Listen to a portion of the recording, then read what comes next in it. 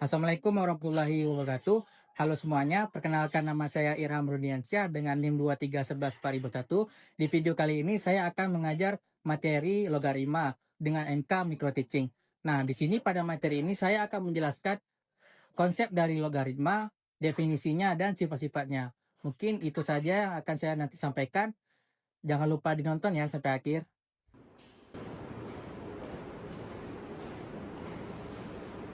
Assalamualaikum warahmatullahi wabarakatuh. Waalaikumsalam warahmatullahi wabarakatuh. Baik, gimana kabar kalian hari ini? Alhamdulillah baik, Pak. Ada yang tidak hadir kan hari ini? Safira, Pak. Kenapa dia tidak hadir? Dan saya tidak pakai 2 hari. Oke, ada suratnya ya. Ada Pak. Ada lagi, Pak. Siapa lagi? Eka sama Rizka. Kenapa tuh? Tidak ada apa. Oh, berarti apa ya? Oke. Sebelum kita mulai dari pembelajaran hari ini, alangkah baiknya kita berdoa dulu. Silakan kelas berdoa. Bismillahirrahmanirrahim. Rabbi zidni ilman warzuqni fahman. Amin. Nah, singkat kita masuk pada materi logaritma. Sebelumnya sudah ada tahu apa itu logaritma? Oke, berarti Bapak akan menjelaskan. Nah, jadi logaritma itu dia itu adalah inverse atau kebalikan dari perpakatan yaitu eksponen yang sudah kita pelajari pada minggu lalu. Nah, di sini kita akan memasuki pada konsep dasar logaritma. Nah, misalkan saya ambil contoh 2 pangkat 3 sama dengan 8. Sebelumnya ini kan kita sudah pelajari bahwasanya 2 pangkat 3 sama dengan 8 itu adalah materi eksponen. Nah, untuk kita mengubah menjadi materi logaritma, kita perlu bantuan, yaitu kita ubah dulu bentuknya menjadi misalkan angka 2 ini. Nah, kita cari dulu hubungan angka 2 ini dengan 3 sama dengan 8 itu bisa kita buat dalam bentuk apa? Nah, pasti tentunya bisa kita buat dalam bentuk akar. Jadi kalau kita tulis dia akan menjadi seperti ini. 2 sama dengan 3 akar 3 dari akar 8. Maka sini adalah 2. Nah, selanjutnya kita cari lagi di mana hubungan antara 3 dari 2 sama dengan 8. Tentunya kita perlu yang namanya bantuan, yaitu menggunakan logaritma. Nah, maka terbentuklah 3 sama dengan 2 log 8.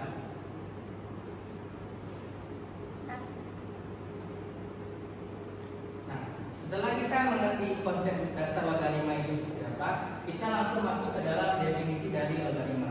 Yang dimana definisi dari logaritma itu yaitu A pangkat B sama dengan C. Lalu kita ubah dalam bentuk logaritma menjadi A log C sama dengan B, yang dimana basis awalnya ini di sini setelah kita ubah ke dalam bentuk logaritma, maka basisnya itu menjadi pangkat logaritma.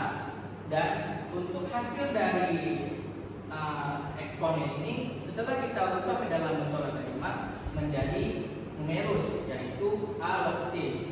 Dan untuk perpangkatan dari A pangkat B ini setelah kita ubah itu maka dia akan menjadi hasil dari logaritma.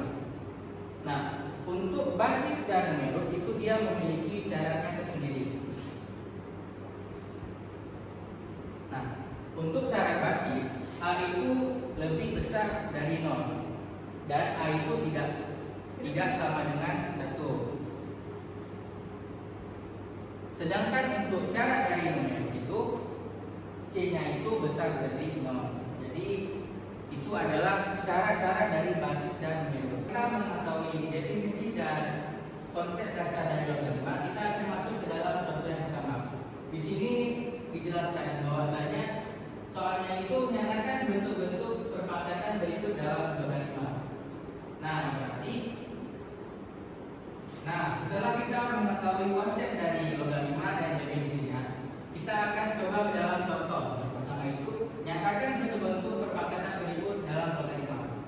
Pada nomor 1, 5 pangkat 2 sama dengan 25. Jadi, kalau kita lihat dalam bentuk definisi, maka kita dapat ubahnya menjadi seperti ini. 5 basisnya itu 5 log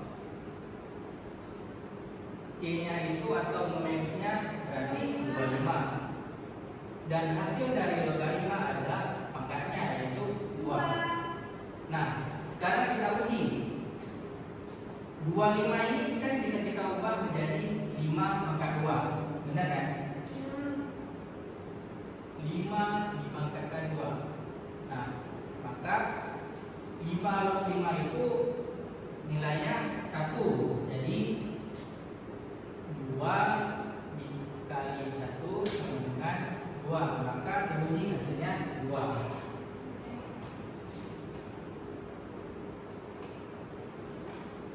Selanjutnya kita pada contoh yang kedua. Di sini 2 pangkat 5 sama dengan 32. Berarti dapat kita ubah menjadi basisnya itu 2, lognya itu nilai dari eksponennya yaitu 32 dan pangkatnya itu 5. Ada yang tahu kenapa bisa 5? Karena pangkatnya 2 pangkat 5 itu hasilnya 32. Ya benar, karena 2 pangkat 5 itu hasilnya adalah 32. Maka kita bisa tulis jawabannya 5. Dan yang ketiga juga sama, berarti basisnya itu 7 log hasil dari eksponennya 49 dan hasil logaritmanya itu 2. Maka cara kita mengubah bentuk perpangkatannya menjadi logaritma yaitu seperti ini. Selanjutnya kita akan masuk ke dalam contoh yang kedua. Pada contoh yang kedua, di sini dinyatakan bentuk-bentuk logaritma berikut dalam perpangkatan. Berarti apa? Ini kebalikan dari contoh yang pertama. Contoh pertama kita ubah ke logaritma, sedangkan contoh kedua kita ubah ke dalam bentuk perpangkatan eksponen. Berarti ini gimana? Pada soal yang satu, 2 log 16 sama dengan 4. Kalau kita lihat ke dalam definisi, di situ sudah dijelaskan. Berarti basisnya yang awalnya 2 menjadi kita buat di sini 2 dipangkatkan 4 sama dengan 16. Benar nggak? Benar. Kalau kita lihat berarti 2-nya dikalikan sebanyak 4 kali. 2 dikali 2 dikali 2 dikali 2. Maka hasilnya 2 dikali 2 itu jawabannya 4, dikalikan 2 lagi jawabannya 4, dan seterusnya hingga 16. Jadi benar bahwasanya 2 pangkat 4 itu sama dengan 16. Oke. Selanjutnya pada soal yang kedua, 5 log 625 sama dengan 4. Berarti kita ubah 5-nya itu basisnya dipangkatkan dengan 4-nya, maka hasilnya itu adalah 625. Begitu juga dengan seterusnya. Berarti basisnya 2 dipangkatkan dengan setengah seper 2, maka hasilnya akan per 2. Ya, angka 2 tadi. Nah, itu adalah contoh bagaimana cara nyatakan bentuk-bentuk logaritma menjadi sebuah perpangkatan. Nah, pada yang ketiga, di sini kita disuruh cari hasil dari logaritma itu. Berapa nilai dan hasil dari logaritma. Di situ dinyatakan bahwasanya 3 log 27 itu berarti di sini kita cari 3 dipangkatkan berapa yang hasilnya itu 27. Kalau kita lihat dari sini berarti 5 dipangkatkan berapa yang menghasilkan 25. Maka 3 log 27 itu jika kita pangkatkan, maka dipangkatkan berapa yang menghasilkan 27? 3, benar kan? 3. Nah, selanjutnya nomor 2, 6 log 36. Berarti 6 dipangkatkan berapa yang menghasilkan nilainya 36? 2. Benar, 2. Dan seterusnya berarti 4 log 64 dipangkatkan berapa menjadi 64? 3. 5 log 125 juga 3. 3 log 81.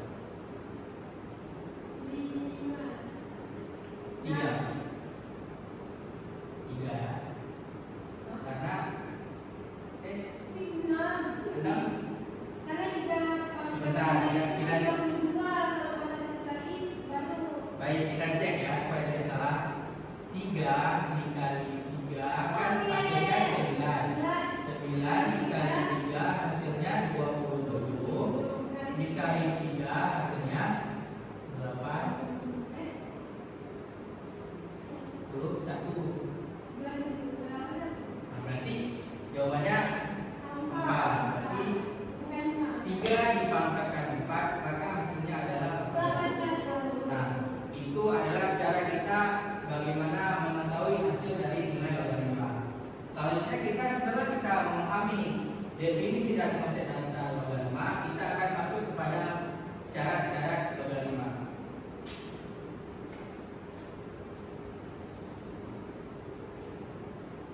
Nah, ini kasih nampak aturannya Pak. Masalah kamu. Ya Pak, sudah. Masalah bagaimana? Masih kami masih. Enggak, saya kan masalah dari tadi itu hasil ujung-ujungnya. Oh.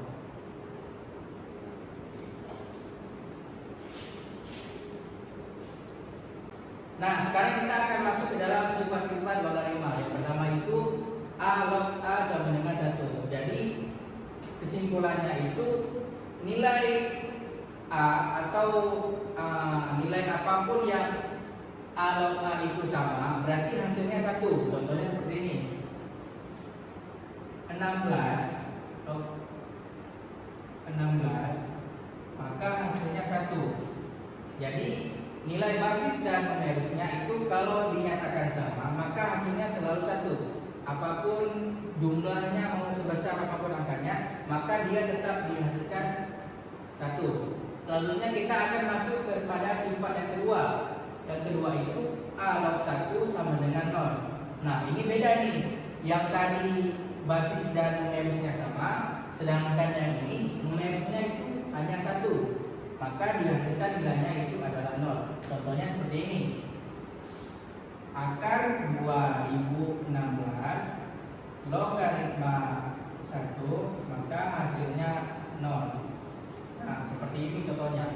Jadi, apapun nilai, jika numerisnya itu 1, maka hasilnya pun juga tetap 0.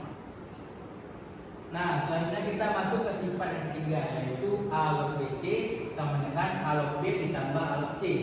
Yang dimana berarti di sini ada sebuah perkalian, sehingga kita ubah menjadi bentuk seperti ini, yaitu A log B ditambah A log C. Langsung saja kita masuk ke dalam contohnya. Jadi contohnya itu, misalkan di sini terdapat 2 log 32. Nah, kita kan harus ubah dulu nih. Kita jabarkan lagi, berarti 2 log 32 ini adalah 2 log 8 dikali 4. Nah, setelah kita ubah menjadi bentuk seperti itu, baru kita masukkan ke dalam contoh dari sifat yang ketiga, yaitu 2 log 8 ditambah 2 log 4. Nah, 2 log 8 dan 2 log 4 itu kan 8 dan 4-nya bisa kita ubah menjadi bentuk perpangkatan, yaitu 2 pangkat 3 dan 2 pangkat 2. Nah, karena 2 log 2 itu hasilnya adalah 1, jadi kita tidak perlu tulis. Jadi kita langsung saja kita tulis hasil dari perpangkatannya, yaitu 3 ditambah 2, maka hasilnya itu adalah 5. Di sini kalian sudah mengerti? Ngerti. Baik, kita akan lanjut kepada sifat yang keempat. Sifat yang keempat ini, yang tadinya itu perkalian, sekarang kita ubah menjadi bentuk pembagian, yang dimana A log B dibagi C sama dengan A log B dikurang A log C. Yang awalnya tambah, sekarang kita ubah menjadi pengurangan. Contohnya seperti ini. Ini kita bisa tulis dari kanan ataupun dari kiri ya. Kita tulis dari kanan. Misalkan 2 log 8 dikurang 2 log 2 log berapa ya? 32 atau berapa? 32 ya.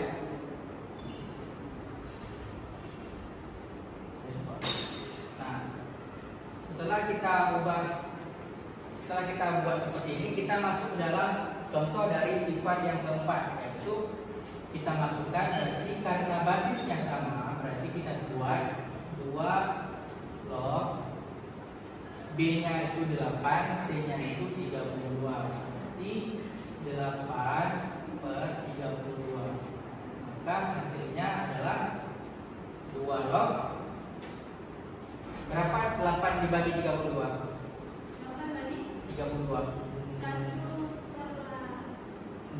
1/4. Maka hasilnya 2 log 1/4. Nah, seperti itu. Selanjutnya kita akan masuk ke dalam sifat yang kelima. Sebelumnya kalian sudah paham nggak dari sifat ke-1 sampai sifat yang ke-4? Sedikit paham Pak. Sudah paham. Oke, sedikit paham ya, nggak apa-apa. Kita akan lanjut pada sifat yang kelima, yaitu A log B dipangkatkan N sama dengan N dikali A log B. Nah, sebelumnya kan yang dipangkatnya itu rata-rata kan basisnya, sekarang numerusnya kita pangkatkan. Oke, saya kasih contoh, misalkan 2 log berapa? Misalkan 2 log 8 aja dah, biar mudah. 2 log 8 dipangkatkan 2, maka dapat kita ubah menjadi 2-nya kita pindahin ke depan, berarti 2 dikali 2 log 8. 2 log 8 ini berapa nilainya? Berarti 2 log 2 dipangkatkan 3, berarti hasilnya 3. Iya. Nah, 2 dikali 3 sama dengan 6, maka hasilnya yaitu 6. Selanjutnya pada sifat yang ke-6. Sifat yang ke-6 ini, yang tadinya kita kan yang kita pangkatkan itu yaitu numerusnya. Sekarang keduanya kita pangkatkan, berarti basisnya kita pangkatkan, numerusnya juga kita pangkatkan. Maka kita contohkan, berarti 2 dipangkatkan 3 logaritma 2 dipangkatkan 4 misalkan. Berarti kita buat dulu, berarti 3 dan 4-nya kita bagi 3/4 dikali 2 log 2, maka hasilnya 3/4 dikali 2 log 2, maka hasilnya yaitu tetap 3/4 karena 2 log 2 ini sama dengan 1 ya, 2 log 2 ini sama dengan 1, maka hasilnya 3/4. Nah, itu adalah sifat yang pertama sampai sifat yang ke-6. Selanjutnya kita akan memiliki 4 sifat lagi, yaitu sifat-sifat sebagai berikut. Nah, selanjutnya kita akan masuk kepada sifat yang ke-7, yaitu di sini sifatnya menjelaskan bahwasanya A log B sama dengan 1/B log A. Berarti basis dan numerusnya itu ditukar. Misalkan kita contohkan seperti ini. 8 log 2. Nah, kalau kita selesaikan tidak menggunakan sifat tersebut, maka dia akan sulit. Karena kenapa sulit? Kalau kita cari 8 dipangkatkan berapa yang menghasilkan 2, itu kan susah kita cari. Karena 8 pangkat berapa yang menghasilkan 2? Susah kan? Makanya kita membutuhkan sifat yang kedua ini. Jadi kita ubah dulu. 1, basisnya kita ubah menjadi numerus, numerusnya kita ubah menjadi basis, yaitu 2 log 8. Nah, 2 log 8 ini bisa kita ubah lagi menjadi bentuk perpangkatannya, yaitu 2 pangkat 3. Nah, setelah kita mempelajari sifat-sifat logaritma dari sifat yang pertama sampai sifat yang ke-10, nah di sini Bapak akan menguji kalian satu contoh soal. Jadi siapa yang bisa menjawab dari soal tersebut? Dari Pak. Oke, silakan dari maju. Iya, ada teman-teman. Ah, bodoh yang ini. Gak apa-apa, itu berusukan aja. Ayo, go.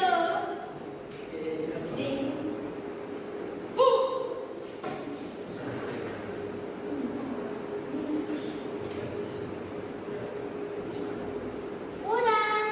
Nah, dari jawaban teman kalian gimana? Hasilnya benar nggak? Benar.